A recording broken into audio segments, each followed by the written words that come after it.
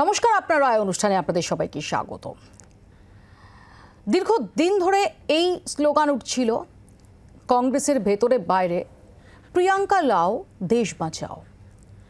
সক্রিয়ভাবে রাজনীতিতে কয়েক বছর আগে প্রিয়াঙ্কা গান্ধী তিনি প্রবেশ করলেও নির্বাচনী রাজনীতিতে তিনি অনুপস্থিত ছিলেন এই যাবৎ। এমনকি এবার লোকসভা নির্বাচন চলাকালীন খুব জোর জল্পনা ছিল, কংগ্রেসের পক্ষ থেকে চাওয়া হচ্ছিল যে আমেঠি থেকে রাহুল গান্ধী দাঁড়ান, রায়বেরেলি থেকে প্রিয়াঙ্কা গান্ধী। কিন্তু শেষ পর্যন্ত প্রিয়াঙ্কা সম্মত হন না। এমনকি যখন আমরা প্রাথমিকভাবে INDIA জোটের বৈঠক দেখেছিলাম, সেখানেও মমতা বন্দ্যোপাধ্যায় প্রিয়াঙ্কা গান্ধীকে বারাণসীতে নরেন্দ্র মোদীর বিরুদ্ধে প্রার্থী হওয়ার কথা বলেছিলেন, প্রস্তাব দিয়েছিলেন, এমনটাই সূত্রের খবর। কিন্তু প্রিয়াঙ্কা গান্ধী তিনি লোকসভা নির্বাচনে প্রতিদ্বন্দ্বিতা করলেন না। রাহুল গান্ধী এবারের লোকসভা নির্বাচনের ফলাফল প্রকাশের পর তিনি বলেছিলেন যে প্রিয়াঙ্কা গান্ধী যদি তার কথা শুনতেন এবং বারাণসীতে দাঁড়াতেন তাহলে নরেন্দ্র মোদীকে পরাস্ত করা সেটা সম্ভব হতো। আর এই আবহে যখন রাহুল গান্ধী তিনি ওয়ায়নাড ছাড়ছেন, প্রিয়াঙ্কা গান্ধী প্রার্থী হচ্ছেন ওয়ায়নাড থেকে, নির্বাচনী রাজনীতিতে প্রিয়াঙ্কা গান্ধীর প্রবেশ, ব্যানারে যদি জিতে যান প্রিয়াঙ্কা গান্ধী তাহলে সংসদে প্রবেশ করতে চলেছেন গান্ধী পরিবারের আরও এক সদস্য প্রিয়াঙ্কা। এইসব নিয়ে আমরা আলোচনা করব আজকের আপনার রায় অনুষ্ঠানে। আমাদের সঙ্গে যারা উপস্থিত রয়েছেন তাদের সঙ্গে পরিচয় করিয়ে দিই। আমাদের সঙ্গে রয়েছেন CPIM-এর পক্ষ থেকে কলতান দাশগুপ্ত, বিজেপির পক্ষ থেকে বিমল শঙ্কর নন্দ, কংগ্রেসের পক্ষ থেকে অশোক ভট্টাচার্য, রয়েছেন রাজনৈতিক বিশ্লেষক সাংবাদিক শঙ্খদীপ দাস এবং কিছুক্ষণের মধ্যেই যোগ দেবেন তৃণমূল কংগ্রেসের পক্ষ থেকে অরূপ চক্রবর্তী। আমি শুরুতে চোখ রাখবো প্রতিবেদনে।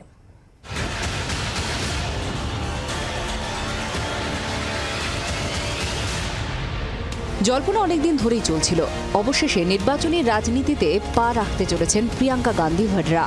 লোকসভা নির্বাচনে দুটি কেন্দ্রেই জেতার পর ওয়ায়নাড ছেড়ে রায়বেরেলি রাখার সিদ্ধান্ত নেন রাহুল গান্ধী। দাদার ছেড়ে যাওয়া সেই ওয়ায়নাড থেকেই কংগ্রেসের প্রার্থী হচ্ছেন প্রিয়াঙ্কা গান্ধী। সোমবার দিল্লিতে মল্লিকার্জুন খার্গের বাড়িতে বৈঠকের পর তা ঘোষণা করা হয়। ফলে প্রায় 2 দশক দলের হয়ে প্রচার করার পর এবার নিজের হয়ে প্রচারে নামবেন প্রিয়াঙ্কা। बहुत खुश हूँ मैं। I am very happy to be able to represent Wayanad and all I'll say is that I won't let them feel his absence. কথাবার্তা সাজ পোশাক থেকে উপস্থিতি, প্রিয়াঙ্কার মধ্যে বরাবর ঠাকুমা ইন্দিরা গান্ধীর ছায়া দেখেন অনেকেই ভেবেছিলেন তার ভোট যুদ্ধে নামা সির্ফ সময়ের অপেক্ষা। এমনকি লোকসভা ভোটের আগেও রায়বেরেলিতে প্রিয়াঙ্কার প্রার্থী হওয়ার গুঞ্জনও ছড়ায়। কিন্তু এতদিন নিমরাজি ছিলেন সোনিয়া কন্যা। তৃণমূল সূত্রের দাবি, গত ডিসেম্বরে দিল্লিতে ইন্ডিয়া শিবিরের বৈঠকে প্রিয়াঙ্কাকে বারাণসীতে প্রধানমন্ত্রী নরেন্দ্র মোদীর বিরুদ্ধে জোটের প্রার্থী হওয়ার প্রস্তাব দেন তৃণমূল নেত্রী মমতা বন্দ্যোপাধ্যায়। ফল প্রকাশের পর রাহুলও দাবি করেন প্রিয়াঙ্কা বারাণসী থেকে দাঁড়ালে 2 থেকে 3 লক্ষ ভোটে মোদীকে হারিয়ে দিতেন। अगर ये लड़ गई होती तो आज हिंदुस्तान के प्रधानमंत्री 2-3 लाख वोटों से वाराणसी का चुनाव हार जाता। আনুষ্ঠানিকভাবে রাজনীতিতে নামার অনেক আগে থেকেই আমেঠি রায়বেরেলিতে সক্রিয় ছিলেন প্রিয়াঙ্কা। 2004 সালে রায়বেরেলিতে মা সোনিয়া গান্ধীর প্রচার সামলান। দাদা রাহুলের হয়ে আমেঠিতেও প্রচার করেন। 2019 সালের জানুয়ারি মাসে আনুষ্ঠানিকভাবে রাজনীতিতে নামেন প্রিয়াঙ্কা। সাধারণ সম্পাদক হিসেবে প্রথমে তাকে পূর্ব উত্তরপ্রদেশের দায়িত্ব দেওয়া হয়। 2020 সালের সেপ্টেম্বরে গোটা উত্তরপ্রদেশের দায়িত্ব তুলে দেওয়া হয় প্রিয়াঙ্কার হাতে। ফলে যোগী রাজ্যে দীর্ঘদিন ধরেই সক্রিয় প্রিয়াঙ্কা। আবার রাহুলও বলেছেন তিনি ওয়ায়নাডেও সময় দেবেন। এই সূত্রেই ভাই বোনের দাবি, কার্যত জোড়া সাংসদ পাচ্ছেন রায়বেরেলি ও ওয়ায়নাডের বাসিন্দারা। भैया की मैं मदद रायबरेली में भी करूंगी और जैसे इन्होंने कहा हम दोनों रायबरेली में भी हम दोनों मौजूद होंगे और वायनाड में भी। दोनों को 2 सांसद मिल रहे हैं। सिंपल सी बात है। প্রিয়াঙ্কা নির্বাচনী রাজনীতিতে আবির্ভাবকে গুরুত্ব দিতে নারাজ গেরুয়া শিবির। কংগ্রেস একটা ক্ষয়িষ্ণু রাজনৈতিক শক্তি, স্বাধীনতা আন্দোলনের মঞ্চকে একটা রাজনৈতিক দলে রূপান্তরিত করেছিল, পরবর্তীকালে সেটা পরিবারতান্ত্রিক ধাঁচে ঢুকে যায়। তা তিনি যদি ওখান থেকে নির্বাচিত হন বা নির্বাচিত না হন, তাদের সার্বিকভাবে ভারতীয় রাজনীতির গতিমুখের কোনো পরিবর্তন হবে না। ওয়ায়নাড থেকে এবার 3.5 লক্ষেরও বেশি ভোটে জিতেছেন রাহুল। কংগ্রেস শিবিরের দাবি, উপনির্বাচনে ব্যবধান বাড়াবেন প্রিয়াঙ্কা। জিতলে আগামী দিনে মোদি প্রিয়াঙ্কা ডুয়েলের সাক্ষী হতে পারে সংসদ। ব্যুরো রিপোর্ট, জি 24 ঘন্টা। আমি আজকে শঙ্খকে দিয়ে শুরু করব। শঙ্খ, প্রিয়াঙ্কা গান্ধী এলেই এক ধাক্কায় কংগ্রেসের ভোল বদল হয়ে যাবে, এরকম একটা বক্তব্য কংগ্রেসের ভেতরে বাইরে বারবার আমরা শুনেছি। যেটা কতটা মিথ আর কতটা বাস্তব সেটার উত্তর তো ভবিষ্যতই দেবে, কিন্তু এই যে টাইমিং, রাজনীতিতে টাইমিং ভীষণ ইম্পর্ট্যান্ট। এই যাবৎ আমরা দেখেছি প্রিয়াঙ্কা গান্ধীর অনীহা নির্বাচনী রাজনীতিতে, এমনকি লোকসভা নির্বাচনের সময়ও। সেই জায়গায় দাঁড়িয়ে যখন লোকসভা নির্বাচনের ফলাফল 4 জুন পরবর্তী সময়ে কংগ্রেসকে অনেকটা উজ্জীবিত লাগছে, কংগ্রেসকে দেখে মনে হচ্ছে তারা লড়াইয়ের ময়দানে ফিরে এসেছে পুরোদমে, এরকম একটা সময়ে দাঁড়িয়ে কি গান্ধী পরিবারের যে আস্তিনের শেষ তাস অর্থাৎ প্রিয়াঙ্কা গান্ধী, তাকে নির্বাচনী পলিটিক্সে আনা হচ্ছে? দেখো মৌপিয়া, গত সপ্তাহে আমি দিল্লিতে ছিলাম এবং রাহুল গান্ধী এই পোস্ট ইলেকশন একটা কংগ্রেসের নৈশভোজ ছিল সাংবাদিকদের সঙ্গে। তোমাদের সাংবাদিকও ওখানে উপস্থিত ছিলেন, তো রাজীবও ছিলেন তোমাদের সাংবাদিক। ওখানে মুডটা ছিল যে যেন কংগ্রেস লোকসভা ভোটে জিতে গেছে, মানে অনেক দিন পরে একটা ভিক্টোরিয়াস মুড। ঠিক আছে, যে গত 10 বছর ধরে কংগ্রেস একটা রাস্তা খুঁজছিল যে নরেন্দ্র মোদীকে কি হারানো যায়, মানে সেই উত্তরটা পাওয়া যাচ্ছিল না। ফার্স্ট টাইম একটা কংগ্রেসের কাছে মনে হচ্ছে যে নরেন্দ্র মোদীকেও হারানো সম্ভব। তো প্রিয়াঙ্কা গান্ধীকে লঞ্চ করার এটাই অপরচুন মোমেন্ট বলে কংগ্রেস মনে করলো। এই কারণেই দেখো, যদি লোকসভা ভোটে প্রিয়াঙ্কা এবং রাহুল দুজনেই কন্টেস্ট করতো এবং প্রিয়াঙ্কাও জিততো রাহুলও জিততো, তাহলে রাহুলের যে মানে উত্থান আবার কামব্যাক, সেইটা কোনোভাবে একটা ঢাকা পড়ে যাওয়ার ব্যাপার ছিল। তুমি দেখবে যে ধারাবাহিকভাবে দুই ভাই বোনের মধ্যে একটা সুন্দর তালমিল আছে, এবং প্রিয়াঙ্কাকে নিয়ে যে মিথ যে প্রিয়াঙ্কা অনেকটা ইন্দিরা গান্ধীর মতো দেখতে, তার অ্যাপিয়ারেন্স, তার কথাবার্তা অনেকটা ইন্দিরা গান্ধীর মতন, সেইটা কখনো প্রিয়াঙ্কা চাননি যে রাহুলের ওপরে ছায়াপাত করুক। ফলে উত্তরপ্রদেশে জেনারেল সেক্রেটারি হিসেবে প্রিয়াঙ্কা উত্তরপ্রদেশের দায়িত্বে ছিলেন, কিন্তু ওভার অ্যাক্টিভ কখনোই হননি যেটা রাহুলের ওভারঅল প্রসপেক্ট বা রাহুলের ওভারঅল অ্যাপিয়ারেন্সের উপরে কখনো ছায়াপাত করে। আজকে রাহুল গান্ধী দুটো কনস্টিটিউয়েন্সি থেকে জিতেছেন, রাহুল গান্ধীরা অনেক উঁচু জায়গা, মানে একটা কামব্যাক হয়েছে। তার ফলে এটাই হচ্ছে স্মুথ টাইমিং যে প্রিয়াঙ্কাকে লঞ্চ করার। প্রিয়াঙ্কা তো রাজনীতিতে এসেই গেছিলেন, সক্রিয় পলিটিক্সে ছিলেনই 2019 থেকে, আর 2004 থেকে তোমরা যেমন বলছিলে, আমরা বারবার দেখেছি যে মা ভাইয়ের ক্যাম্পেনে খুব মানে অ্যাক্টিভলি প্রিয়াঙ্কা পার্টিসিপেট করতেন। তো এমন একটা সময় কংগ্রেস প্রিয়াঙ্কাকে নামালো যে সময়টাকে রাহুল এবং প্রিয়াঙ্কার মধ্যে কোনো তুলনা হবে না। রাহুল অপোজিশন লিডার হতে পারেন বা সেই জায়গায় রাহুল উঠে গেছেন এবং প্রিয়াঙ্কা গ্রাউন্ড ওয়ার্কটা করবেন। তার ফলে দুই ভাই বোনের মধ্যে যেটা বিজেপি বারবার লড়াই লাগানোর চেষ্টা করে বা বলে, সেটা কখনো হয় না, যে দুই ভাই বোনের মধ্যে একটা অদ্ভুত সুন্দর তালমিল আছে। এবং তুমি দেখো যে নেগেটিভ সময় তো কেউ কাউকে লঞ্চ করে না, রাহুল গান্ধীর লঞ্চটাই হয়েছিল নেগেটিভ সময়, যে যখন এটা খুব ক্রিটিক্যাল পিরিয়ড, যখন মনমোহন সিং সরকারের বিরুদ্ধে প্রবল একটা অ্যান্টি ইনকামবেন্সি তৈরি হচ্ছে 2013 সাল, তখন রাহুল গান্ধী ভাইস প্রেসিডেন্ট হয়েছিলেন। রাহুল গান্ধীকে তখন ডিফেন্ড করে যেতে হয়েছে নিজের গভর্নমেন্ট এবং কংগ্রেসকে।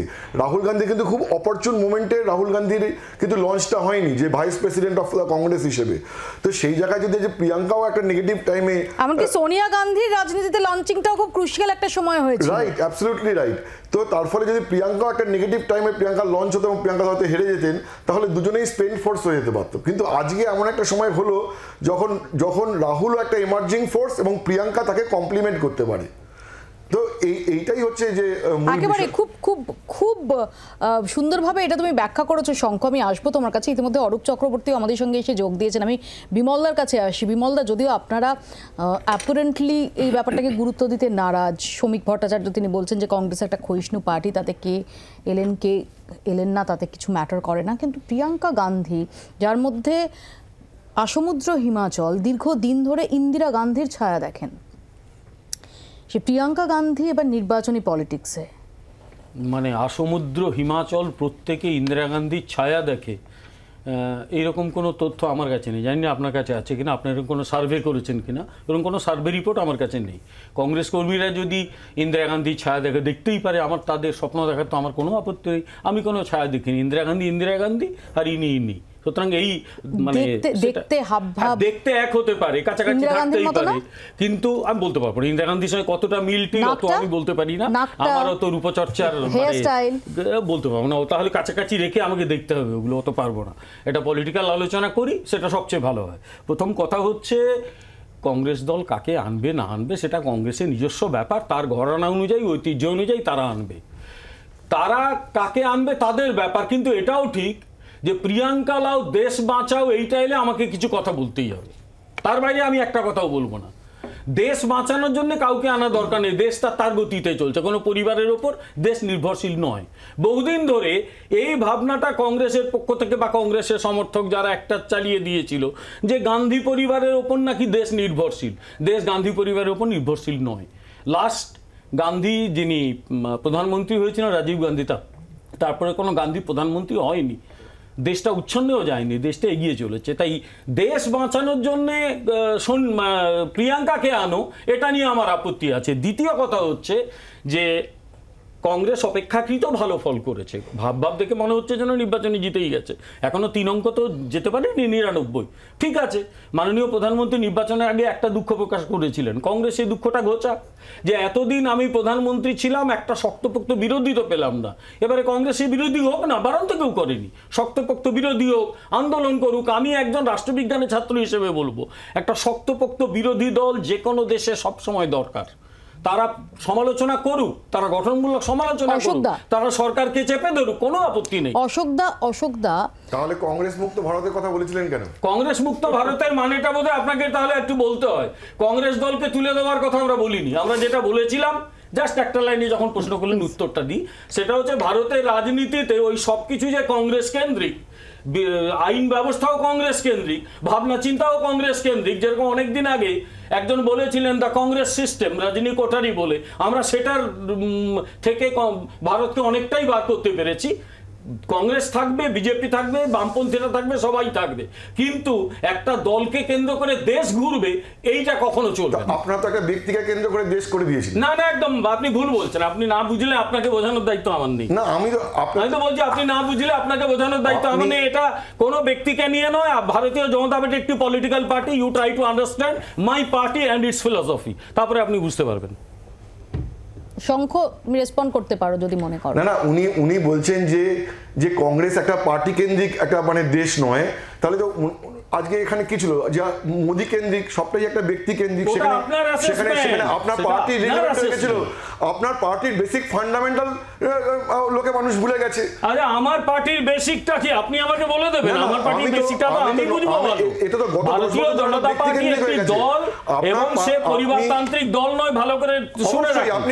আপনি আপনারা যারা সাংবাদিকতা করেন ওই পরিবারবাদ তো দেখে এসেছেন, তার সঙ্গে নিজেদের বোধহয় কোথাও মিশিয়ে ফেলেছেন। না প্লিজ, কোনো ব্যক্তি আক্রমণ, একজন সাংবাদিক হিসেবে রাজনৈতিক বিশ্লেষক হিসেবে বিশ্লেষণটা সেটার সঙ্গে হয়তো নিজেকে কোথাও মিলিয়ে ফেলেছেন। আমি ব্যক্তি হিসেবে আক্রমণ করছি না ওনাকে, তার ভাবনাটাকে তো আক্রমণ করতেই পারি, ভাবনাকে তো আক্রমণ করাই যায়। কিন্তু কোনো অ্যানালিসিস যদি ঠিক আমার ভাবনা বা আমার চিন্তার সঙ্গে না যায়, তার মানে নিশ্চয়ই সেখানে কোনো ইফস এন্ড বাটস রয়েছে। না, থাকতেই পারে, তাতে তো আমার আপত্তি নেই।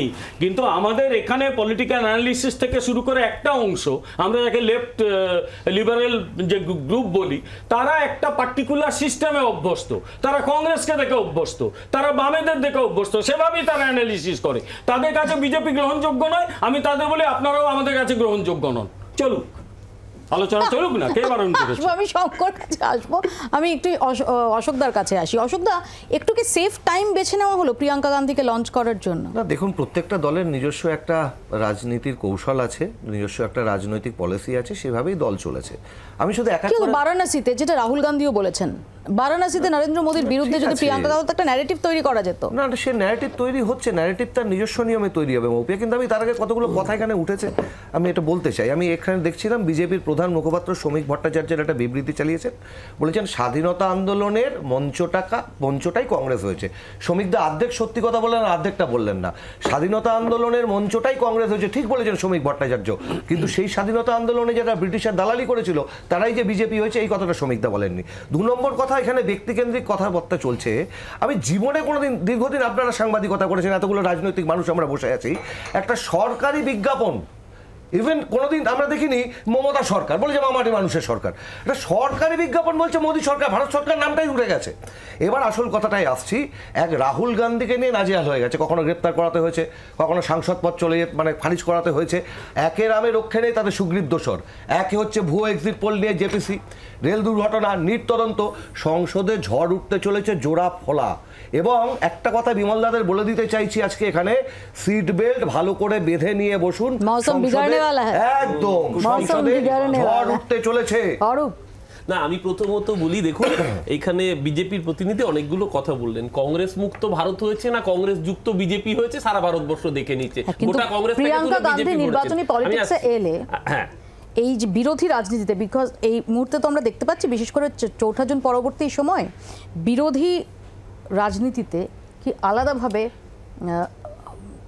চাঙ্গা হবে? দেখুন, প্রিয়াঙ্কা গান্ধী এলে তার একটা ইম্প্যাক্ট যে পড়বে, এটা মমতা বন্দ্যোপাধ্যায় ইন্ডিয়া জোটের বৈঠকেই বলেছিলেন, যেটা পরবর্তীকালে রাহুল গান্ধীও সেকেন্ড করেছেন, যে যদি বারাণসী থেকে দাঁড়াতেন। কারণ আমার কাছে একটু রেজাল্ট রয়েছে রামিয়া সারাইয়া বুথে, যেখানে নরেন্দ্র মোদী 8টা ভোট পেয়েছে, 8, আর সেখানে সমাজবাদী পার্টি ভোট পেয়েছে 517খানা, এরকম বুথ রয়েছে। এরকম কোতোয়ান বুথে 4টে ভোট পেয়েছে বিজেপি, যেখানে 454খানা ভোট পেয়েছে সমাজবাদী পার্টি, এরকম বুথ। এবং ভারতবর্ষের ইতিহাসে সবচেয়ে কম মার্জিনে এবার নরেন্দ্র মোদী জিতেছেন কোন প্রধানমন্ত্রী, রানিং প্রধানমন্ত্রী, এটাও রেকর্ড। আজকে যদি প্রিয়াঙ্কা গান্ধী দাঁড়াতেন, কে বলতে পারে ইন্দ্রপতন হতো না, যেটা 2011 বুদ্ধবাবুর ক্ষেত্রে বাংলা দেখিয়েছিল। এক, দ্বিতীয় কথা হচ্ছে এই যে বলছেন ব্যক্তিকেন্দ্রিক দল নয়, মৌপি আপনি একটা ইভেন্ট, একটা ইন্টারভিউ, একটা বক্তৃতা দেখান 4ই জুনের আগে, যেখানে মোদীজি বলেছেন এনডিএ সরকার বা বিজেপি সরকার, মোদী কা গ্যারান্টি কোথায়? বলছে ব্যক্তি কেন্দ্রিক দল না, বলছে পরিবারবাদের বিরুদ্ধে। আমি ভুলে যান সর্বভারতীয় কথা, বলে তো ভারত ভ্রমণে বেরোই, পীযূষ গোয়াল, বেদ প্রকাশ, ধর্মেন্দ্র প্রধান ভুলে যান, জ্যোতিরাদিত্য ভুলে যান, কিরেন রিজিজু সব ভুলে যান। শুধু আজকের দিনে দাঁড়িয়ে এখনো এমপিদের শপথ হয়নি মৌপিয়া, আজকের দিনে দাঁড়িয়ে কাথির শান্তিকুঞ্জ বাড়ি থেকে 3টে এমপি, আজকের দিনে দাঁড়িয়েও বাপ এমপি, 2 ছেলে এমপি, কারণ এখনো 2জন এমপি তারা প্রাক্তন হননি, আরেকজন নতুন এমপি। এই জায়গায় দাঁড়িয়ে আরেকজন লিডার অফ অপোজিশন, এরা বলছে পরিবারবাদের বিরুদ্ধে কথা। কাকে শেখাচ্ছে এইসব লালিপপের গল্প? আসলে নিজেরা যে কটা কথা বলেছে সব কটা কথাকে নিজেরা সেলফ কন্ট্রাডিক্ট করেছে। প্রিয়াঙ্কা গান্ধীকে ভয় কেন? বলেছে বেটি বাঁচাও বেটি। আচ্ছা মৌপিয়া বলুন তো, সারা ভারতবর্ষের মধ্যে কংগ্রেস আর বিজেপি দুটো জাতীয় দল, এই দুটো জাতীয় দল, বিজেপি তো বলে বেটি বাঁচাও বেটি, বিজেপি তো বলেছে পার্লামেন্টে মহিলা রিজার্ভেশনের কথা, বিজেপির কজন মহিলা এমপি? কুণাল ঘোষ কি বলছেন এই নিয়ে? বিজেপির কজন মহিলা এমপি? আসবো কুণাল ঘোষ কি বলছেন? আমাদের মহিলা 11 জন, 38%। প্রিয়াঙ্কা পরিচিত নাম, গান্ধী পরিবারের, ইন্দিরা গান্ধী, রাজীব গান্ধী স্মৃতি বিজড়িত পরিবারের একটি নাম। তিনি জনপ্রতিনিধিত্বে আসছেন তো ভালো কথা, কিন্তু প্রিয়াঙ্কা গান্ধী এলেই অনেক কিছু চেঞ্জ হয়ে যাবে।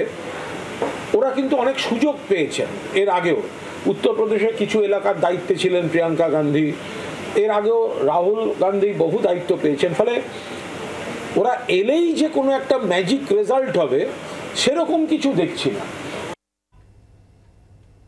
যা অরূপ, তোমাকে যতটা উচ্ছ্বসিত লাগলো ততটা উচ্ছ্বসিত কুণালদাকে লাগলো না। আমি আবারও বলছি, দেখুন কুণালদা যেটা বলেছে, কুণালদার জায়গা থেকে কুণালদা একদম সঠিক করে, অন্য দলের বিষয়ে তো আমার মন্তব্য করা সমীচীন নয়, কিন্তু বিজেপি যেভাবে আগ্রাসী ভাবে প্রিয়াঙ্কা গান্ধীকে আক্রমণ করতে গিয়ে নিজেদের সেলফ কন্ট্রাডিক্ট করছে। আমি বিজেপির কথাগুলো তুলে ধরছি, বিজেপিকে নিয়ে না, প্রিয়াঙ্কা গান্ধীকে নিয়ে আমরা পরিষ্কার বলছি। প্রিয়াঙ্কা গান্ধীর ক্ষেত্রে মমতা বন্দ্যোপাধ্যায় পরিষ্কার বলেছিলেন যে নরেন্দ্র মোদীর বিরুদ্ধে যদি প্রিয়াঙ্কা গান্ধীকে মুভ করা হতো তাহলে আজকে মোদীজি ভরাডুবি ঘটতো, যেটা পরবর্তীকালে রাহুল গান্ধীও বলেছেন।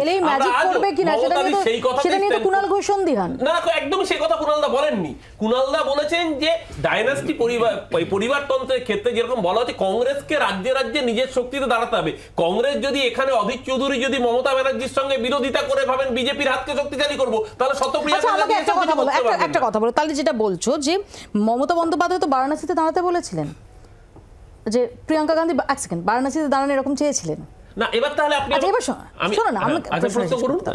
ধরা যাক যে 42টা কেন্দ্র আছে এই রাজ্যে, এখানে কোথাও প্রিয়াঙ্কা যদি দাঁড়াতেন, এক সেকেন্ড, তাহলে তৃণমূল কংগ্রেস প্রার্থী দিত না? না, আমি আবারও বলছি, দেখুন আমাদের দিত না, সেটা সিদ্ধান্ত তো নেবেন নেত্রী, সেই সিদ্ধান্ত নেওয়ার মালিক আমরা নই। আমাদের দল নেত্রী যে মনে হয় তোমার, না আমি উত্তরটা দিচ্ছি, আমার উত্তরটা শুনে নিন। আজকে যে ওয়েনার থেকে দাঁড়াচ্ছেন, আজকে ওয়েনারে প্রিয়াঙ্কা গান্ধী যখন দাঁড়াবেন, রাহুল গান্ধী যখন দাঁড়িয়েছিল ডি রাজাশ্রী। আজকে সেই জায়গায় আজকে ধরুন কেরালে একটা সিট বিজেপি, আমাকে শেষ করতে দিন, কেরালে একটা সিট বিজেপি বের করলো। কেরাল যেটা বাম দুর্গ, চোখের মণির মতো রক্ষা করেছে, কেন বিজেপি বের করতে পারলো? কারণ ওখানে 2.5 লাখের বেশি ভোট বামপন্থীরা কেটে নিয়েছে। বামপন্থীরা কেরালে কাকে সহযোগিতা করেছিল? তাহলে এই প্রশ্নের উত্তরটাও তো তাহলে একই দাঁড়াচ্ছে। আমাদের পশ্চিমবঙ্গের ক্ষেত্রে মমতা ব্যানার্জি প্রথম দিন থেকে বলেছেন তৃণমূল কংগ্রেস একাই যথেষ্ট বিজেপিকে হারানোর জন্য।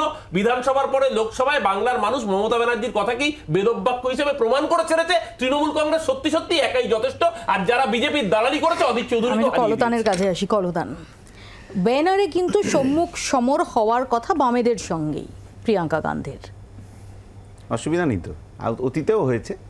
কথাটা হচ্ছে যে প্রিয়াঙ্কার সঙ্গে হয়নি, না কংগ্রেসের সঙ্গে হয়েছে। গোটা দেশে সব জায়গাতে একই রকম পরিবেশ পরিস্থিতি থাকে না, যেটা মহারাষ্ট্রে থাকে সেটা পশ্চিমবাংলায় থাকবে না, পশ্চিমবাংলায় যেটা কলকাতায় থাকবে দার্জিলিংয়ে থাকবে না। কেরালে এই যে আলাদা লড়াই, এই আলাদা লড়াইয়ের ফলে ওখানকার নেতৃত্বের মত অনুযায়ী ওইটা বিজেপির অসুবিধা তৈরি করে। ওইখানে যদি বাম কংগ্রেস এক হয়ে যায় তাহলে ওখানকার নেতৃত্বের মত অনুযায়ী ওখানে বিজেপি বাড়তি গেইন করার সুযোগ পাবে। সেই সুযোগটা না দেওয়ার জন্যই কিন্তু এই পদ্ধতি। এবার কেউ সেটা পছন্দ করতে পারে না, তাহলে আমি একটা কথা বলি, তাহলে একটা কথা বলি, ওখানে যেমন তোমরা মনে করছো যে বাম কংগ্রেস এক হয়ে গেলে সেটা বিজেপিকে বাড়তি সুবিধা দেবে, এবারও এই রাজ্যে লোকসভা নির্বাচনের যা ফলাফল, সেখানে দাঁড়িয়ে তো অনেকে বলছেন যে বাম কংগ্রেস জোট করে বরং ভোট কাটাকাটিতে কিছু জায়গায় বিজেপি সুবিধা করে দেওয়া হয়েছে। সে তো বিজেপিও ভোট না কেটে নিলে বাম কংগ্রেস আরও অনেক সিটে জিততো, সেটা কথা নয়।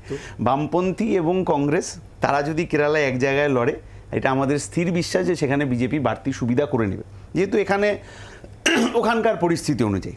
ফলে সেখানে আলাদা লড়লে বিজেপি বাড়তি সুবিধা পেতে পারে না। এইটা তৃণমূলের নেতৃত্ব বলেছেন ওখানে বিজেপি কী করে একটা পেলে। অবশ্যই ইন্ট্রোস্পেকশন হবে, আমাদের তো প্রতিটা নির্বাচনের পর ফলাফলের ইন্ট্রোস্পেকশন হয়, তার লিখিত রিপোর্ট বেরোয়, সেটা সবাই জানেন। তাহলে যেখানে বিজেপি একটা সিট পেয়েছে সেখানে ইন্ট্রোস্পেকশন অবশ্যই হবে, যেখানে বিজেপি 12টা পেয়েছে সেখানেও ইন্ট্রোস্পেকশন হওয়া উচিত। কি আছে? আর বিজেপির নেতা পরিবারবাদ ইত্যাদি ইত্যাদি তিনি অনেকগুলো কথা বলেছেন।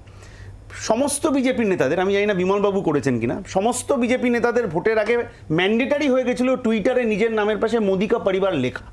তাহলে যে মোদি তারপরে এনডিএ সরকার যখন মানে গিলতে বাধ্য হলেন তখন বললেন এখন আর দরকার নেই বাবা, মোদিকা পরিবারটা সরিয়ে ফেল।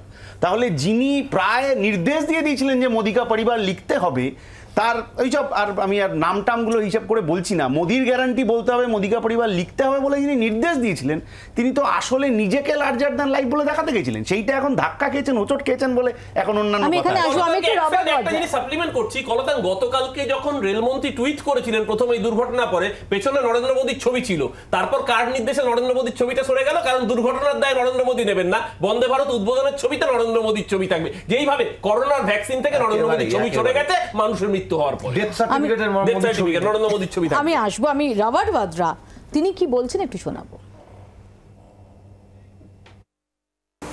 जब भी मेरे से पूछा गया कि आप सक्रिय राजनीति में कब भाग लेंगे, तो मैंने हमेशा बोला कि प्रियंका के संसद में भाग लेने पर, उनको सांसद के रूप पर देखने पर, उसके बाद मैं शामिल हो सकता हूँ।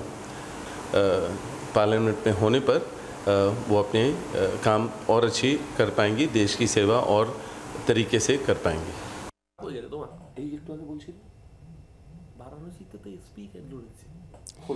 আমি শুনলাম রবার্ট ভাদ্রার বক্তব্য। আমি এখানে একটু অশোকদার কাছে আসি। অশোকদা, নিন্দুকেরা বলে থাকেন যে প্রিয়াঙ্কা গান্ধীর নির্বাচনী পলিটিক্সে সরাসরি আসার ক্ষেত্রে অন্যতম অন্তরায় রবার্ট ভাদ্রার ইমেজ।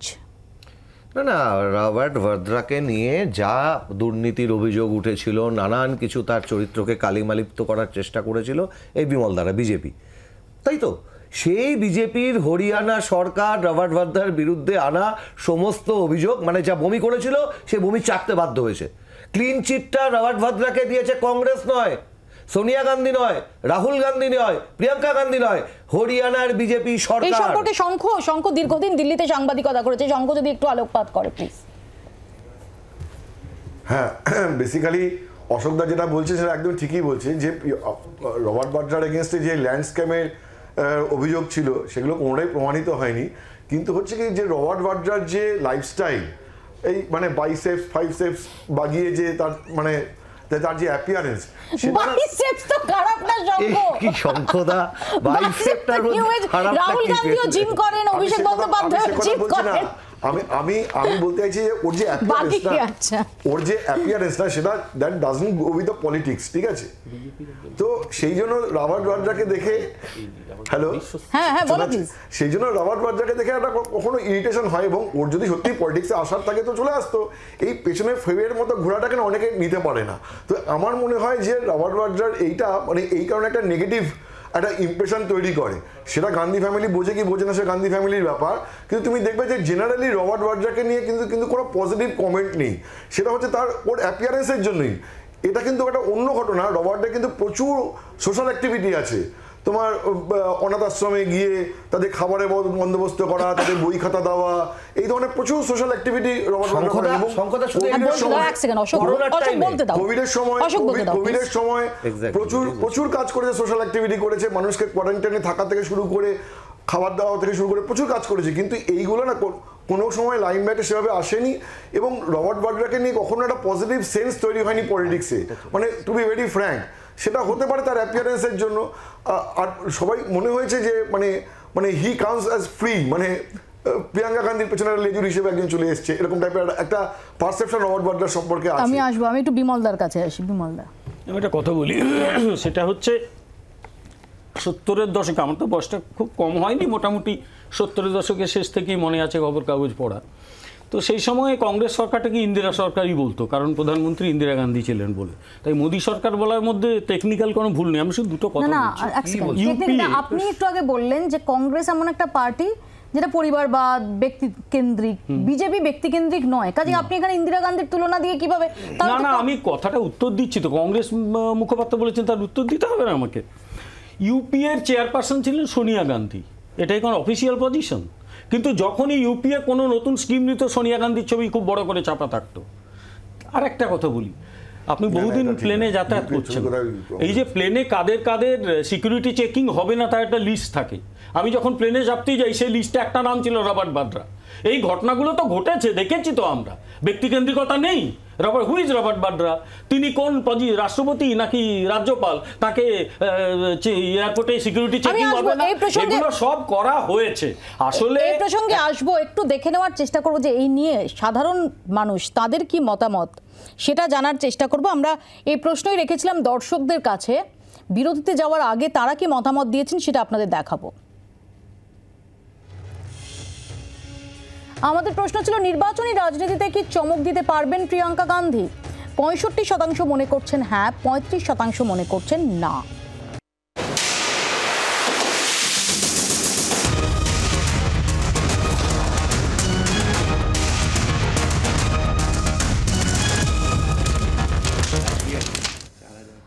ভোট মিটতে রাজবংশী গড়ের নতুন সমীকরণের ইঙ্গিত দেখুন।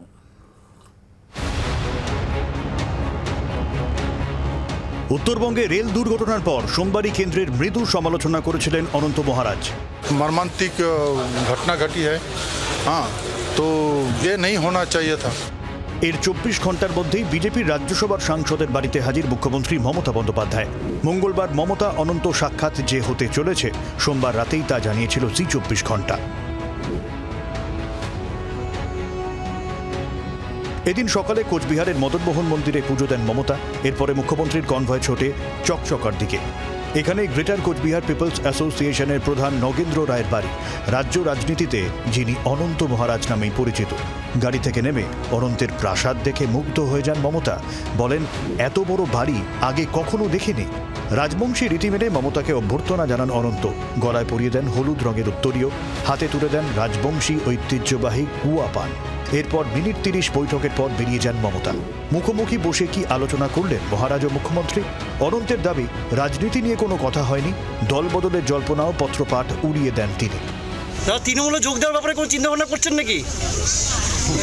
আমার কি মতি মরে গেছে নাকি? হ্যাঁ, এগুলো কথা আমি নট ইন্টারেস্টেড। কোনো বার্তা দিলেন কি আপনি? আমি কোনো পলিটিক্যাল দলে নেই, আপনি বুঝেন, আমি কোনো পলিটিক্যাল দলে নেই। 24-এর মহাসংগ্রামে বিজেপির হাত থেকে কোচবিহার আসনটি ছিনিয়ে নিয়েছে তৃণমূল। তৃণমূল প্রার্থী জগদীশ বসুনিয়ার কাছে প্রায় 40,000 ভোটে হেরেছেন অমিত শাহর ডেপুটি নিশীথ প্রামাণিক। সেই জয়ের পর মুখ্যমন্ত্রীর প্রথম কোচবিহার সফর জন্ম দিল অনেক জল্পনার। কোচবিহারের ভোটভাগ্য অনেকাংশেই রাজবংশীদের হাতে। তাদের জন্য পৃথক রাজ্যের দাবি অনন্তের রাজনৈতিক পুঁজি। এই কারণে শাসক বিরোধী সব পক্ষের কাছে মহারাজের কদর। গত লোকসভা নির্বাচনে প্রথমবারের জন্য এই কেন্দ্র দখল করেছিল বিজেপি। বিধানসভাতেও কোচবিহারের 7টি আসনের মধ্যে 5টি বিজেপির। রাজনৈতিক বিশ্লেষকদের একাংশের মতে এবার নিশীথের জয় নিশ্চিত করতে অনন্তকে রাজ্যসভায় পাঠায় বিজেপি। কিন্তু গেরুয়া শিবিরের সঙ্গে মহারাজের সম্পর্ক মাখন মসৃণ নয়। সেই সুযোগেই তৃণমূলের কোচবিহার পুনর্দখল। যেমন মাননীয় মুখ্যমন্ত্রী উত্তরবঙ্গে সফরে রয়েছেন, কোচবিহারে সফরে রয়েছেন, মদনমোহন মন্দিরে পুজো দিয়েছেন। এরপর তিনি একটি বৈঠক করেছেন, একজন সাংসদের সঙ্গেও তার কথা হয়েছে। তো সুতরাং এগুলো আপনারা তার কর্মসূচি দেখতেই পেয়েছেন। এ নিয়ে আলাদা করে কোনো ব্যাখ্যা এই মুহূর্তে দিতে চাইছি। তিনি রাজ্যের মুখ্যমন্ত্রী, সৌজন্য সাক্ষাৎকারে তিনি বিজেপির একজন নির্বাচিত রাজ্যসভার সদস্যের বাড়ি গেছেন, এটা ভালো লক্ষণ। ভবিষ্যতে উনি যে প্রশাসনিক সভাগুলো করবেন, ওখানে বিজেপির যারা নির্বাচিত প্রতিনিধি আছে, যারা এমপি আছে, এমএলএ আছে, তাদের নিয়েও করবেন। এটা কি সেটার বার্তা দিতে গেছেন? এটা ঠিক আমার বুঝতে পারছি। রাজনীতি অনন্ত সম্ভাবনাময়। এখানে একটি দরজা বন্ধ হলে আরেকটি খুলে যায়। পুরনো বন্ধু হারালেও হাত বাড়ায় নতুন বন্ধু। মমতা অনন্তের সাক্ষাতের পর সেই অনন্ত সম্ভাবনা নিয়েই চর্চায় রাজ্য রাজনীতি। কোচবিহার থেকে দেবজ্যোতি কাহালের রিপোর্ট, জি24 ঘন্টা। বিমলদা, শ্রমিক ভট্টাচার্য তিনি বলছেন এটা সৌজন্য সাক্ষাৎ, কিন্তু ইন্টারেস্টিং হলো অনন্ত মহারাজের বাড়িতে পৌঁছে যাচ্ছেন মমতা বন্দ্যোপাধ্যায়, আর এই কলকাতা শহর সংলগ্ন এলাকায় শ্রমিক ভট্টাচার্য আরেক রাজ্যসভার সাংসদ, তার বাড়ি, সেখানে তো যাচ্ছেন না। কাজে এটা শুধুমাত্র বিজেপির একজন রাজ্যসভার সাংসদ তার বাড়িতে মমতা বন্দ্যোপাধ্যায় যাচ্ছেন, এই সরলীকরণ না, এটার মধ্যে একটা ইন্টারেস্টিং জায়গা। ওনার বাড়ি তো আরো কাছে, শ্রমিক ভট্টাচার্য যে কোনো উত্তরবঙ্গ যেতে হবে না, যে কোনো দিন যেতে পারেন মমতা বন্দ্যোপাধ্যায়। আমি রাজনীতি যতটুকু চর্চা করে দেখেছি, এই মুহূর্তে পশ্চিমবাংলার সবচেয়ে বেশি রাজনীতিবিদ যিনি ইগো নিয়ে চলেন, তার নাম মমতা বন্দ্যোপাধ্যায়। ইগো, আমি খারাপ ভালো কোনো অর্থ বলছি না, ইংরেজি ইগো শব্দ মমতা বন্দ্যোপাধ্যায়ের সঙ্গে খাটে। কারণ তিনি যেটা বলেন, মনে করেন এটাই বেদবাক্য, ওটা চেঞ্জ করা যাবে না কিছুতেই। তিনি যদি বলেন যে সতীদাহ আইন বিধানসভায় পাস হয়েছিল, ওটা মেনে নিতে হবে, কি উনি ওটা আবার বলবেন এবং সেটা ভুলটাই বলবেন, কিন্তু তার কথাটা মানতে হবে। এই রকম ইগো একজনের রয়েছে, তিনি তার সমস্ত ইগো বিসর্জন দিয়ে একজনের বাড়িতে যাচ্ছেন, এটা ভালো লক্ষণ। এরপর এই ইগো যদি তিনি ত্যাগ করে, যেটা শ্রমিক বাবু বললেন সেটা আমারও কথা, বিভিন্ন তথাকথিত প্রশাসনিক মিটিংগুলোতে তিনি যদি বিরোধী যারা থাকে সেখানে, সে যেই দলের বিরোধী হোক না কেন, তাদের যদি ডাকেন তাহলে সবচেয়ে ভালো হয়। দ্বিতীয় কথা হচ্ছে যে এটার দ্বারা তিনি যদি পশ্চিমবাংলায় নতুন রাজনৈতিক সংস্কৃতি চালু করেন, যে মুখ্যমন্ত্রী যাচ্ছেন বিরোধীদের সঙ্গে কথা বলতে, তো ভালো কথা, তো খারাপ কি? ফলে তিনি যান। কিন্তু আরেকটা জিনিস আপনি খুব ইন্টারেস্টিং, মুখ্যমন্ত্রী নিজে যাচ্ছেন। আপনি কি নোটিস করেছেন অনন্ত মহারাজ ঠিকই যখন তাকে সরাসরি তৃণমূলে যোগ দেবেন কিনা জিজ্ঞেস করা হলো, তিনি বললেন যে তার মতিভ্রম হয়নি, কিন্তু একই সঙ্গে তিনি বললেন আমি কোনো রাজনৈতিক দলের সঙ্গে যুক্ত নই। তাহলে কি বিজেপির সঙ্গে দূরত্ব বাড়াচ্ছেন অনন্ত মহারাজ? সেটা উনিই বলতে পারবেন। তিনি বিজেপির সমর্থন নিয়ে বিজেপির দলের একজন হিসেবে রাজ্যসভায় গেছেন, তারপর উনি কি বলছেন সেটা উত্তরটা উনি দিতে পারবেন, আমি বলতে পারবো না।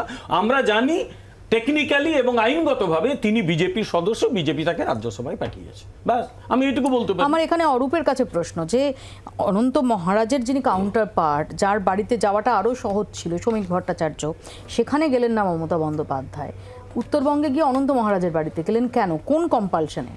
শ্রমিক ভট্টাচার্য ডাকলে শ্রমিক ভট্টাচার্য নিজেই চলে আসবে নবান্নে, মাঝে মাঝে চা জলখাবার খেতে ডাকলে পরে আমার মনে হয় শ্রমিকদা ভালো মানুষ, বুদ্ধিমান বিচক্ষণ মানুষ, ওই জন্যই ফ্রেন্ড রিকোয়েস্ট পাঠাচ্ছেন কিনা আমি বুঝতে পারলাম না, যে রাজ্যসভার সাংসদ ইত্যাদি বলে শ্রমিকদা নিজের নামটাও ভাসাতে চাইলেন কিনা। আমার প্রশ্ন অন্য। দেখুন, মমতা বন্দ্যোপাধ্যায়ের সময় কুচবিহারের মানুষ, বা আরও ভালো করে বললে উত্তরবঙ্গের একটা দীর্ঘ জায়গার মানুষ, জলপাইগুড়ি, আলিপুরদুয়ার, কুচবিহার, এই সেগমেন্টটায় অসংখ্য রাজবংশী মানুষের বাস। এদের দীর্ঘ দশকের দাবি ছিল যে পঞ্চানন বর্মার নামে একটা বিশ্ববিদ্যালয়। মমতা ব্যানার্জির সরকার উত্তরবঙ্গের মানুষের জন্য এই বিশ্ববিদ্যালয় তৈরি করেছেন। আজকে জগদীশ বর্মা বসুনিয়া সাংসদ হিসেবে শপথ নেবেন, তিনি নিজে ঘোষণা করেছেন যে আমি চাই আমি নিজে রাজবংশী, আমার এই আইডেন্টিটি নিয়ে আমি রাজবংশী ভাষায় শপথ গ্রহণ করব।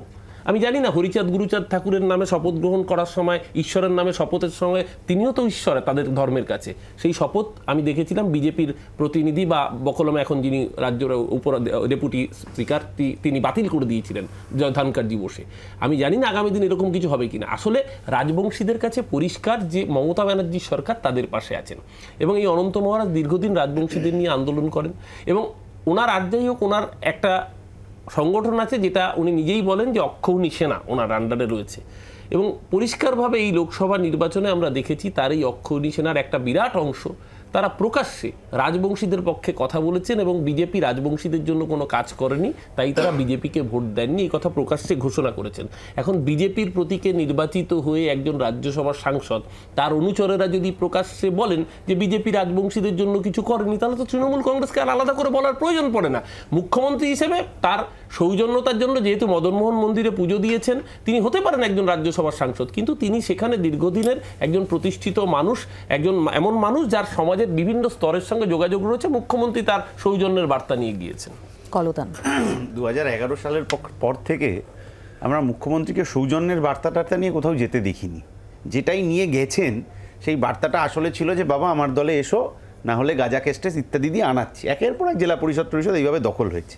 তা এখন অনন্ত মহারাজ সমাজের কোন স্তরের মানুষের সাথে যোগাযোগ রেখেছেন, তৃণমূলের নেতৃত্ব বললেন খুবই ভালো, কিন্তু অনন্ত মহারাজের পুরনো বক্তৃতার ভিডিও সেইগুলো যদি আমরা খুব মন দিয়ে শুনি তাহলে বোঝা যাবে যে বিচ্ছিন্নতাবাদের সপক্ষে, আলাদা রাজ্যের সপক্ষে যা যা সব মানে সোনারুক্তি বলতে হবে মিডিয়ার সামনে, যে যে সোনারুক্তি উনি করেছিলেন সেই সোনারুক্তিই ওনাকে বিজেপিতে জায়গা টায়গা ইত্যাদি পেতে সাহায্য করেছিল। এখন সেই লাগেজ ব্যাগেজ নিয়েই উনি তৃণমূলে আসবেন কিনা তো সময় বলবে, কিন্তু এই সৌজন্য সাক্ষাৎ মানে আসলে কিন্তু তৃণমূলকেও দায় নিতে হবে যে তার ওই উক্তি ইত্যাদি সেইগুলোর সাথেও এখন তৃণমূল নিজেকে সম্পৃক্ত করতে চায় কিনা। বাকি সবই সম্ভাবনা শিল্প। যেমন আমরা দেখেছি যেমন গোর্খাল্যান্ড ট্রাস্টে আমরা দেখেছি যে বিমল গুরুং তিনি কখনো গোর্খাল্যান্ডের দাবিতে সরব হন, আবার যখন তৃণমূল কংগ্রেসের শিবিরে আসেন তখন নাকি তিনি গোর্খাল্যান্ড অমিতাভ মালিক কিন্তু তার আজ অবধি অমিতাভ মালিকের খুনিরা ধরা পড়ে না। আবার যখন বিমল গুরুং কলকাতায় মিটিং করে নিতে পারেন, তখন বিজেপি সভাপতির ছেলের বিয়েতে উনি উপস্থিত থাকেন। আমি সেই প্রশ্নে যাচ্ছি না, কিন্তু এই যে বললো গাঁজা কেস দিয়ে আনা হয়, আমি জানি না বিমান বসুর বিরুদ্ধে কোনো গাঁজা কেস দেওয়া হয়েছিল কিনা। নবান্নে ফিশ ফ্রাই যখন খেতে গিয়েছিলেন, বামফ্রন্টের নেতারা যখন নবান্নে ফিশ ফ্রাই খেতে গিয়েছিলেন, তখন তো কোনো কেস ছিল না। জেলা পরিষদ, মালদা জেলা পরিষদ, এইভাবে জেলা পরিষদ বাংলার মানুষ তাদের গাঁজা কেস পানি কেস দিয়ে আছে। বাংলার মানুষ এমনি গাঁজা নেই, মমতা ব্যানার্জি চিরকাল সৌজন্যের রাজনীতি করেছে, তাই জন্য বিমান বাবু কেস দেওয়া হয়েছে। আমন্ত্রণ জানান, ভুলে গেছে কি যাবে সরকারের মানতেছে এত গাঁজা নেই।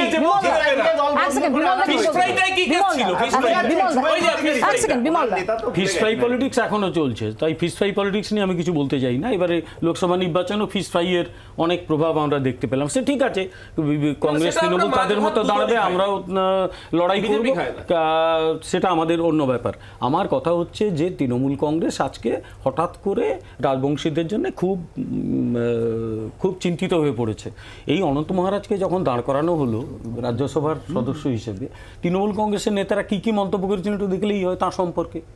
আর গোর্খাল্যান্ড শব্দটাকে বৈধতা কে দিয়েছে? তৃণমূল কংগ্রেস দিয়েছে। এর আগে গোর্খা টেরিটোরিয়াল অ্যাডমিনিস্ট্রেশন বলা হয়েছিল, হ্যাঁ, দার্জিলিং গোর্খা হিল কাউন্সিল, তাকে গোর্খাল্যান্ড শব্দটাকে ঢুকিয়ে দিয়েছিল কে? তৃণমূল কংগ্রেস। অর্থাৎ গোর্খাল্যান্ড শব্দটা কোথাও একটা বৈধতা দিয়ে দিল না। 1987 সালে রাজীব গান্ধী নিজে উপস্থিত থেকে যদি সেদিন চুক্তি আরে গোর্খাল্যান্ড শব্দটা ছিল না, বুঝতে হবে তো। আরে গোর্খাল্যান্ড শব্দ ছিল না, জানেন কেন কথা বলেন? গোর্খাল্যান্ড শব্দ ছিল সেটা কি আসছে? সেটা দার্জিলিং গোর্খা হিল কাউন্সিল ছিল। দার্জিলিং গোর্খা হিল কাউন্সিল ছিল। কি আসছে? কিচ্ছু না, দার্জিলিং গোর্খা হিল কাউন্সিল। 2011 এ যে ট্রাইপার্টাইট ট্রিটি হয় সেখানে প্রথম গোর্খা হিল কাউন্সিল, আর এরা করলো আমি 1987 সালে যখন রাজীব গান্ধীর উদ্যোগে জ্যোতি বসু মুখ্যমন্ত্রী, তখন যখন সুভাষ ঘিসিংয়ের সাথে চুক্তি হয়েছিল, তখন দাবি কি ছিল? গোর্খাল্যান্ডের দাবি ছিল। গোর্খাল্যান্ডকে আজকের দাবি নাকি? আরে সে কথা বলা হচ্ছে না, না বুঝেই তো কইগুলো বলছে, না বুঝে কথাগুলো। কথা না বুঝে কথাগুলো বলছেন, না বুঝে কথাগুলো বলছেন, বারবার বলছেন দার্জিলিং গভর্নর হিল কাউন্সিল। এক সেকেন্ড অশোক দা, কিচ্ছু না বুঝে কথা এক সেকেন্ড এখানে পৃথক কামতাপুরী রাজ্যের ব্যাপার, এখানে গোর্খাল্যান্ডের ব্যাপার নয়। আমার কতগুলো স্পেসিফিক কথা আছে, মানে এই যে অনন্ত মহারাজ, স্বঘোষিত মহারাজ, কোথাকার মহারাজ কেউ জানে না। তো এই মানুষটা আজকে একটু আগে অরূপ বলছিলেন যে দীর্ঘদিন নাকি একদম রাজবংশীদের জন্য একদম দীর্ঘদিন বলে এত বড় টেনে বললেন একটা শাসাঘাত দিয়ে। তা এই তৃণমূলই বলেছিল, আমাদের কথা নয়, যে এই অনন্ত মহারাজ, সোকল্ড অনন্ত মহারাজ অসমের ভোটার। সেই স্ট্যান্ড কি তৃণমূলের আজকের পরেও আছে? এক নম্বর কথা। দু নম্বর কথা হচ্ছে যেভাবে আজকে অনন্ত মহারাজের মধ্যে পারলে মানে স্বর্গীয় প্রয়াত মানে সত্যিই ভালো মানুষ পঞ্চানন্দ বর্মাকে খুঁজে পেল আর কি এই তৃণমূল, সেই তৃণমূলের কাছে আমার প্রশ্ন যে পৃথক কামতাপুরী রাজ্যের স্লোগান দিয়ে যে বিচ্ছিন্নতাবাদকে প্রকারান্তরে প্রশ্রয় দিয়েছে এই মানুষটা, অনন্ত মহারাজের মতো মানুষটা, সেই মানুষটা সেই আইডেন্টিটি কি আজকে মুখ্যমন্ত্রীর সাথে দেখা করার পরে মিটে গেল? এই দুটো স্পেসিফিক। আমি আসবো, উত্তর নেব। একটা ছোট্ট বিরতি আমাকে নিতেই হবে, ছোট্ট একটা বিরতির পর আমি আরো সময় নিয়ে দেব। কামতাপুর নিয়ে প্রসঙ্গ ওঠেনি আজ বৈঠকে, কি নিয়ে আজকের বৈঠকে কোথাও কামতাপুর নিয়ে কোনো কথা। দ্বিতীয় কথা, অন্য রাজ্যের বাসিন্দা হলে ভোটে দাঁড়ান, তাহলে প্রিয়াঙ্কা গান্ধী কেরল থেকে দাঁড় করাচ্ছেন কেন? তাহলে কেন দাঁড় করাচ্ছেন? আরে বলেছি তৃণমূল, অদ্ভুত ছোট্ট একটা বিরতি নেব, বিরতির পর আমি শঙ্কর কাছে আসবো। ছোট্ট একটা বিরতি নিচ্ছি, দেখতে থাকুন।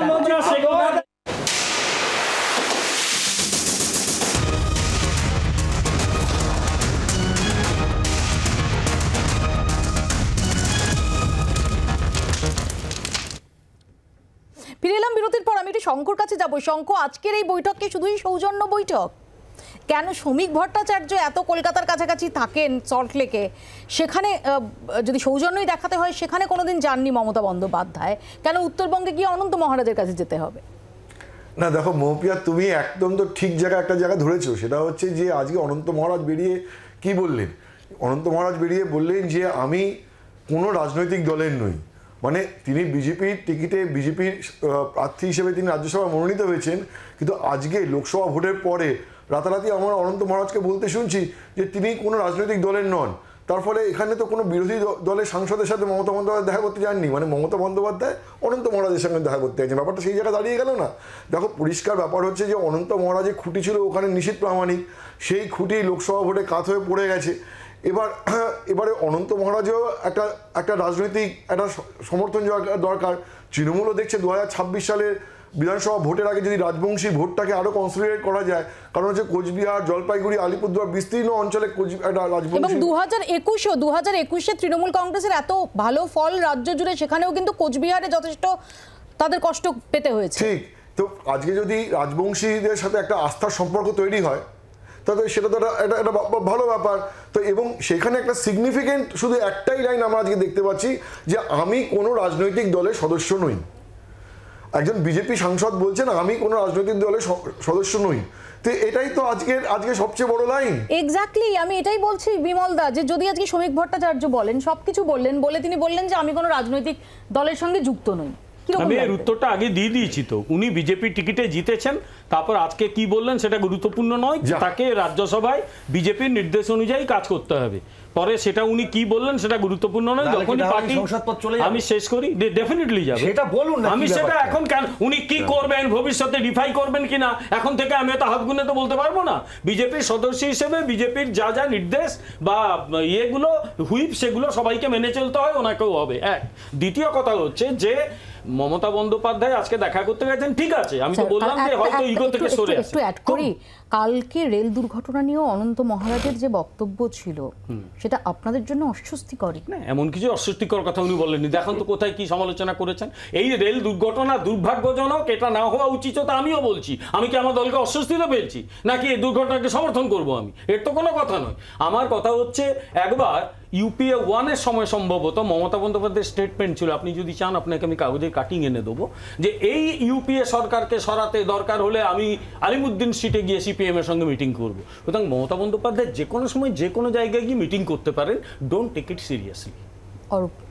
না বিজেপির লোকসভায় 240 জন এমপি আছে, লোকসভা থেকে কমবে, কিন্তু রাজ্যসভায় একজন কমে গেছে, সেটা বিজেপির প্রতিনিধি এখানেই স্বীকার করলেন যে উনি বিজেপির হয়ে থাকবেন কিনা উনি নিজেই সন্দেহ প্রকাশ করছেন। আজকের দিনে দাঁড়িয়ে যখন এই যে বিশ্বের সবচেয়ে বৃহত্তম পার্টি, সে তার দলের একজন এমপি বলতে পারছে না যে আমি কোন দলের সাংসদ, বলছে আমি কোনো দলের নই। এর থেকে বড় বিজেপির জন্য সেটব্যাক আর কি হতে পারে? আসলে ঘটনাটা হচ্ছে এই বিজেপির সরকার তার নিজের উপর বিশ্বাসযোগ্যতা হারিয়েছে। আজকে বিজেপির দলের এমপিরা, আজকে এরপর কদিন পরে দেখুন না, অভিষেক ব্যানার্জি যদি দরজা খোলে, বিরোধী দলনেতার বিরোধী হয়ে গেছে, খুলতে বলছি তো, হয়ে গেছে, খুলতে বলা হচ্ছে তো, বিরোধী দলনেতা থাকতে পারবে না, খুলুক না, আরে পেয়েছে তো 29টা আসন, তাই দেখো না, বিমল গুরুং থেকে শুরু করে অনন্ত মহারাজ, তারা যখন তৃণমূল কংগ্রেসে থাকবেন তখন তারা স্বাগত, তখন তারা ভালো, তখন তারা বিষয়টা স্বাগত বা ভালোর জন্য নয়, বিষয়টা হচ্ছে মমতা ব্যানার্জি আজকে কুচবিহারে গিয়েছিলেন মদন মোহন মন্দিরে পুজো দিতে। কুচবিহারের বুক থেকে অনন্ত মহারাজ দীর্ঘদিন সেখানে রাজনীতি করছেন, শুধু তাই না, তার পাশে সামাজিক রাজবংশীদের নিয়ে সামাজিক সংগঠনের কাজ করেন, সেই হিসেবে সৌজন্য সাক্ষাৎ করতে গেছেন।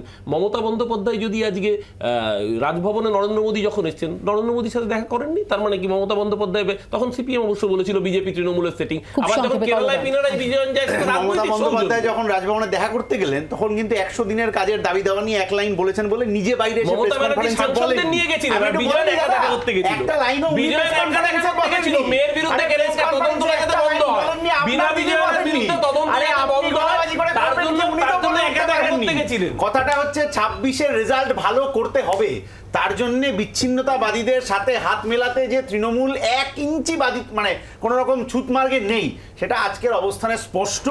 রাজ্যভাগ দেশভাগ যা খুশি হোক না কেন, খুব সংক্ষেপে সিট বাড়াতে হবে, এটাই টার্গেট হয়ে থাকে একেবারেই। আমি আবার বলছি, যারা বিচ্ছিন্নতাবাদকে প্রশ্রয় দিয়েছে, পৃথক কামতাপুরীর কথা বলেছে এবং তাদের নেতৃত্ব দিয়েছে স্বঘোষিত এই লোকটা, যে নাকি আসামের ভোটার তৃণমূলের কথা অনুযায়ী, সেই মানুষটার সাথে যখন তৃণমূলের সুপ্রিমো আলোচনা করতে যান, তখন এখানে প্রশ্ন ওঠে যে ক্ষমতার জন্য তারা বিচ্ছিন্নতাবাদী নয়, তারা বিচ্ছিন্নতাবাদী নয়, মুসলিম লীগের সাথে যোগ করেছে কেরালায়, তারা সাম্প্রদায়িক মুসলিম লীগের সাথে যোগ করেছে, কথা পুলিশে দিয়েছে,